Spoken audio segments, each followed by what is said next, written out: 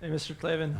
I love your podcast. Oh, and thank you. Another Kingdom was really good too. Thanks very much. So, in my political theory class the other day, our professor asked us, would we rather us and another person have $5 or we have $10 and the other person has $50? And most of the class said they'd rather we both have 5. So my question is, why do you think these leftists think income inequality is worse than like poverty?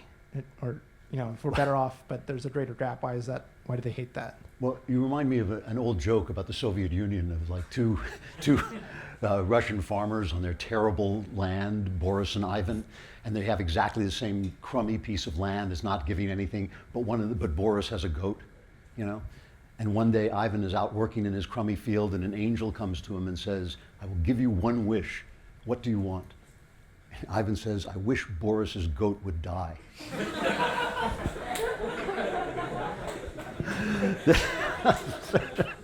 The central fallacy of the left's economic theory is that money is, there's a pot of money and we're all splitting it up. If I get more, you get less. That's not the way capitalism works. Every new idea creates more money. And so actually what you should be doing is creating and working and doing stuff to get yours, because that creates more wealth for everybody. The insane thing, this is what always gets me about the left, is people ask me why I became a conservative. I always say I became a conservative because I'm a liberal. That's the way you accomplish the goals, right? The crazy thing is, poverty in the last 10 years has been cut in half worldwide because of capitalist principles. Free markets, property rights, and rule of law.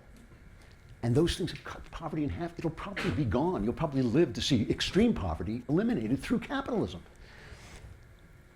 And I don't know why this bad idea just keeps hanging on. I think it's because it makes people feel righteous. I think that's what it is. It makes people feel good. Oh, we're all going to share. It's all going to be equal, Instead of we're all going to be out there striving against each other and competing with each other, and that's going to make each of us better. It would be as if LeBron James went out in there and said, I'm such a nice guy, you take your shot. Instead, he fights with you, and that makes him better. It makes you better, too. I think that's just a mistake they make about how the economy works.